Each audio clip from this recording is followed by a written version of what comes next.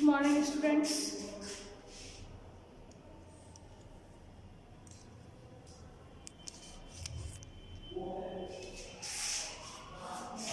आज की क्लास का टॉपिक है मांग की कीमत लोच मापने की विधियाँ।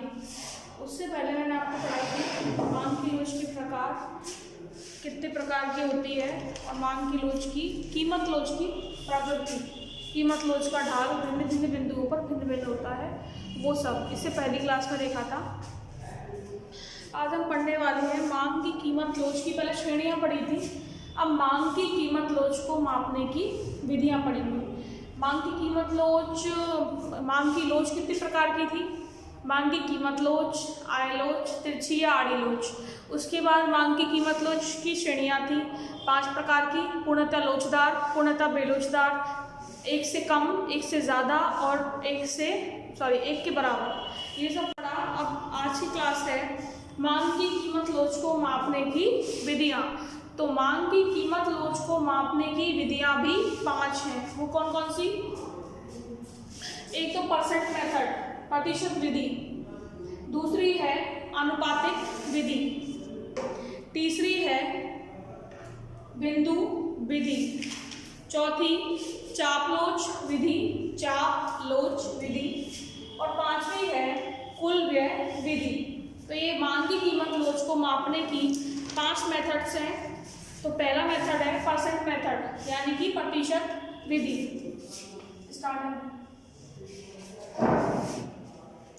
परसेंट मेथड यानी कि प्रतिशत विधि। तो इसे परिभाषा के रूप में हम क्या लिख सकते हैं? सबसे पहले तो देखो, इस विधि का प्रतिपादन किसने किया था? तो इस विधि का प्रतिपादन किया था प्रोफेसर फिलिप्स ने। इस विधि के अनुसार मांग की कीमत लोच को ज्ञात करने के लिए मांग की मात्रा में होने वाले प्रतिशत परिवर्तन में भाग दिया जाता है कीमत में होने वाले प्रतिशत परिवर्तन का। यानी कि इन शॉर्ट हम कह सकते हैं कि x वस्तु, यानी कि कोई वस्तु अगर हम लें तो जैसे x वस्तु है, तो x वस्तु की मांग में प्रतिशत परिवर्तन तथा x वस्तु की कीमत में प्रतिशत परिवर्तन का अनुपात ही जो हम मापते हैं वो क्या कहलाता है? वो प्रतिशत विधि से मापते हैं। तो प्रतिशत विधि से मांग की कीमत लोच निकालने के लिए हमें x वस्तु की मांग में प्रतिशत परिवर्तन निकालना पड़ेगा, x वस्तु की कीमत में प्रतिशत परिवर्तन निकालना पड़ेगा। फिर इसमें इसका भाग देकर हम क्या निकाल लेंगे? प्रतिशत विधि द्वारा मांग की कीमत लोच। प्रतिशत परिवर्तन कैसे निकालते हैं?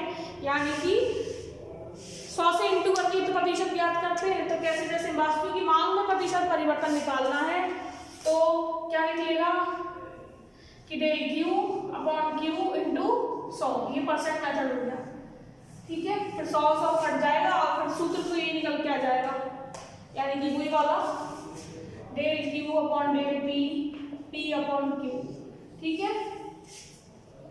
तो ये थी मांग की प्रतिशत विधि। कुछ नहीं है, बस इससे प्रतिशत विधि द्वारा मांग की कीमत लोच निकालना है। आंसर सेम रिमेन करता है, सेम नहीं रहता है। उसके बाद है रेशियो मेथड, यानी कि अनुपातिक विधि, यानी मांग की कीमत लोच निकालने की अनुपातिक विधि। तो इस विधि से मांग की कीमत लोच निकालने के लिए हम क्या करते हैं कि x वस्तु की मांग में अनुपातिक परिवर्तन, यानी कि डेल क्यू अनुपात के रूप में क्यू, यानी कुछ मांग है क्यू प्रारंभिक और उसमें परिवर्तन डेल क्यू। तो मांग में अनुपातिक परिवर्तन में कीमत में अनुपातिक परिवर्तन का भाग देते हैं, यानी डेल पी अपॉन पी। और x तो वस्तु चल रही है, x लगा सकते हो आप, तो वस्तु चल रही है, ठीक है। भाग देने से क्या प्राप्त होती है हमें? मांग की कीमत लोच किस विधि से? अनुपातिक विधि से। मांग की कीमत लोच निकालने की अनुपातिक विधि से। तो ईपी यानी कि मांग की कीमत लोच is equal to del Q X. उसको सॉल्व करके क्या आ जाएगा? वो ऊपर चला जाएगा, वो नीचे del Q X upon del P X बटे क्यू एक्स। यानी कि अगर हम परिभाषा के रूप में लिखना चाहें तो परिभाषा क्या बनेगी कि x वस्तु की मांग में अनुपातिक परिवर्तन तथा x वस्तु की कीमत में आनुपातिक परिवर्तन के अनुपात के द्वारा मांग की कीमत लोच को आनुपातिक विधि से निकाला जा सकता है। ठीक है, और देखो इस विधि का प्रतिपादन भी किसने किया है? प्रोफेसर फिलिप्स ने। किसने? प्रोफेसर फिलिप्स ने। और इस विधि का प्रतिपादन भी किसने किया था? प्रोफेसर फिलिप्स ने। तो इस सूत्र के द्वारा अनुपातिक विधि से मांग की कीमत लोच निकाल सकते हैं। अब तीसरी विधि आप लोग देखिए, इसको थोड़ा समझना, ये थोड़ी लंबी है और थोड़ी समझने लायक भी है। ठीक है, तो इस विधि के द्वारा मांग वक्र क्या होता है? ये ऋणात्मक ढाल वाला। तो इस विधि द्वारा मांग वक्र के किसी भी बिंदु पर, ये जैसे मांग वक्र है, इस विधि द्वारा ये मांग वक्र है, इसके किसी भी बिंदु पर ये तो किसी भी कितने बिंदु, कितने सारे पॉइंट बनेंगे, कोई संख्या नहीं, अनंत पॉइंट बनेंगे। तो किसी भी बिंदु पर मांग की लोच निकाली जा सकती है इस विधि के द्वारा। तो इसका कोई सूत्र ऐसा तो नहीं है कि मतलब गणितीय रूप में, तो इसको मतलब क्या, यानी कोई एक फिक्स सूत्र नहीं है, अलग अलग बिंदुओं के लिए अलग अलग बनेगा। तो इसे रेखा गणितीय विधि कहते हैं, इसे रेखा गणितीय विधि भी कहते हैं, क्योंकि मांग वक्र की जो रेखा है उसके किसी भी बिंदु पर इस विधि द्वारा मांग की कीमत लोच निकाली जा सकती है। तो इसे रेखा गणितीय विधि भी कहते हैं। तो सूत्र क्या है? EP इज इक्वल टू, यानी मांग की कीमत लोच बराबर मांग वक्र पर स्थित बिंदु का निचला भाग बटे मांग वक्र पर स्थित बिंदु का ऊपरी भाग। तो देखो ये जैसे एक रेखा, एक डायग्राम है, तो इसमें ये मांग वक्र है DD1, डिमांड कर्व है DD1। ठीक है, तो इसका एक बिंदु दे रखा है R। तो अब अगर हमसे पूछ ले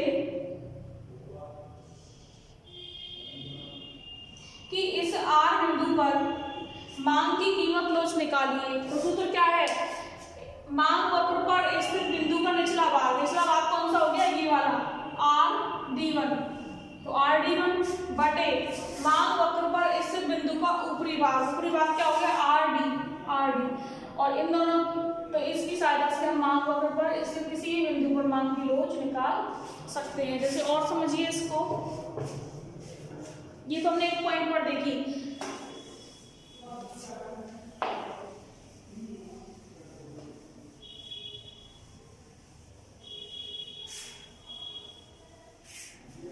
अब देखो, अब जब मांग की, ये देखो एक बार मैं बना दूं पहले,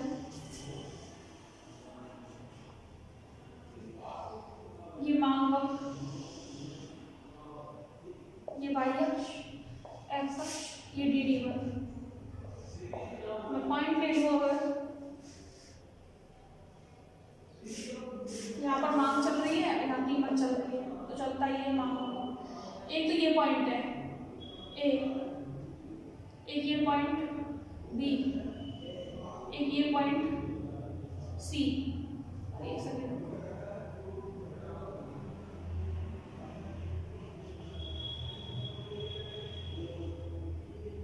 B, C, D, E। ठीक है, ये 5 बिंदु रखे मांग के, तो प्रत्येक बिंदु पर मांग की लोच निकालनी है। तो देखो, जब मांग की लोच हम अलग अलग बिंदुओं पर निकालेंगे तो मांग की लोच क्या एक जैसी आएगी? क्या नहीं आएगी। तो ढाल भी भिन्न भिन्न होगा, मांग की लोच की प्रकृति भी अलग अलग होगी और मांग की लोच भी अलग अलग होगी ना। जैसे एक तो लोचदार होती है, एक बेलोचदार होती है, एक पूर्णतः बेलोचदार होती है, एक पूर्णतः लोचदार होती है, और एक इकाई के बराबर भी होती है। तो मांग की लोच की प्रकृति भी हम इससे निर्धारित कर सकते हैं। वो देखो कैसे, जैसे अगर मैं कहूं कि बिंदु A पर मांग की लोच कितनी है, ये पॉइंट है, इस पर मांग की लोच कितनी है? DD1 नहीं, अब A D हो गया ना, नीचे AE हो गया, तो DD लिखने की जरूरत नहीं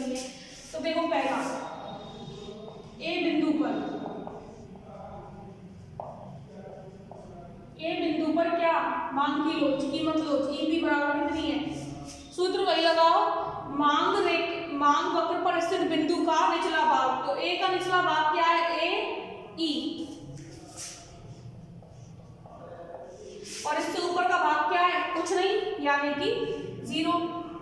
तो 0 का अगर किसी संख्या में भाग देंगे तो क्या आएगा, इनफाइनाइट यानी अनंत। तो आपको मैंने पहले पढ़ाया था। तो मान की कीमत लोच की प्रकृति कैसे हो गई, पूर्णतया लोचदार। पहले की क्लास में देखना अगर ये नहीं समझ आ रहा तो मैंने बताया था, अनंत हो तो इसका मतलब क्या, पूर्णतः लोचदार यानी पूर्ण रूप से परिवर्तनशील है। कीमत में कोई परिवर्तन नहीं है लेकिन मान में कई सारे परिवर्तन। दूसरा अगर पूछ ले कोई बी बिंदु पर,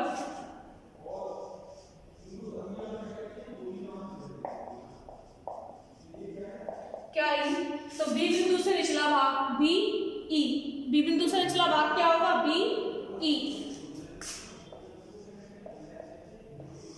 और बी बिंदु से ऊपर का भाग ए बी। अब एक बात बताओ मेरे को, बी ई ज्यादा है या ए बी ज्यादा है, बी ई ज्यादा है ना, तो ऊपर अगर बड़ी संख्या होती है तो इसका मतलब 1 से बड़ा मान आता है। देखो ऊपर 5 हो और नीचे 2 हो, तो 2 का भाग 5 में देने पर क्या आएगा, 2.5, लेकिन नीचे ऊपर 2 और नीचे 5 हो तो क्या आएगा, 0.4। ये बड़ा है, ये बड़ा है। ऊपर इसका मतलब ऊपर वाली संख्या बड़ी हो तो बड़ा मान आता है 1 से ज्यादा, ऊपर वाली संख्या ऊपर वाली संख्या नीचे वाली से छोटी हो तो 1 से कम मान आता है, ठीक है। तो बी ई बड़ा है ना, इसका मतलब ई बी क्या हो गई, लिखेंगे क्योंकि B E is greater than A B, तो ई बी यानी मान की कीमत लोच इज ग्रेटर देन 1। 1 से ज्यादा कैसी होती है, लोचदार, इकाई से अधिक लोचदार, मैंने पढ़ाई थी, इकाई से अधिक लोचदार, ये लोच की प्रकृति हो गई, ठीक है। तीसरा देखो,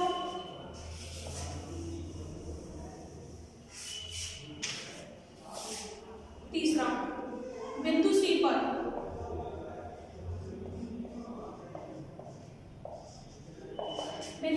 AC बटे EC दोनों बराबर हो, ये 5/5 करो तो क्या आएगा 1, 2/2 करो तो क्या आएगा 1, तो AC बराबर EC है ना, क्योंकि AC बराबर EC तो कीमत लोच क्या आ गई, EP बराबर 1, यानी कि इकाई के बराबर लोचदार मांग, यानी मांग की कीमत लोच की प्रकृति हो गई इकाई के बराबर लोचदार।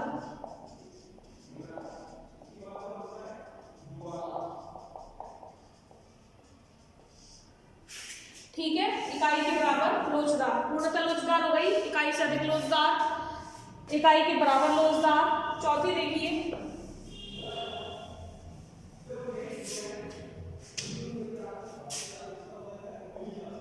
डी पर, बिंदु डी पर मांग की कीमत लोच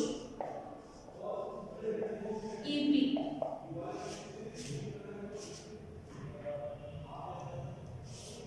ठीक है, मांग की कीमत लोच, प्राइस इलास्टिसिटी ऑफ डिमांड। तो डी पर क्या होगी, रेखा का निचला भाग डीई, सीई, ये उल्टा लिख दिया मैंने, सॉरी, यहाँ पर सीई निचला भाग पहले आता है ना, EC बटे AC, ठीक है, तो वो बराबर तो नहीं है, तो कोई दिक्कत नहीं, EC बराबर AC, एक ही बात है ना। तो ये देखो चौथी क्या है, निचला भाग DE, ऊपरी भाग AD, क्योंकि DE क्या है, इज लेस देन AD, तो 1 से कम मान आएगा, 1 से कम वैल्यू आएगी, यानी कि DE इज लेस देन 1। तो मांग की कीमत लोच कैसे हो गई, इकाई से कम लोचदार। तो मांग की कीमत लोच की प्रकृति कैसी हो गई, इकाई से कम लोचदार मांग।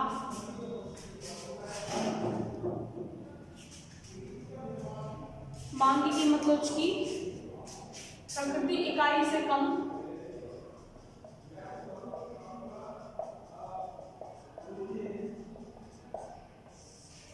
ठीक है। अब देखो लास्ट पॉइंट है, ई बिंदु पर ईपी, तो ई बिंदु से निचला भाग क्या है, कुछ नहीं, 0। ई बिंदु से ऊपर का भाग ए ई। एक बार बताओ, 0 में अगर किसी भी संख्या का भाग दें तो क्या आती है, हमेशा 0।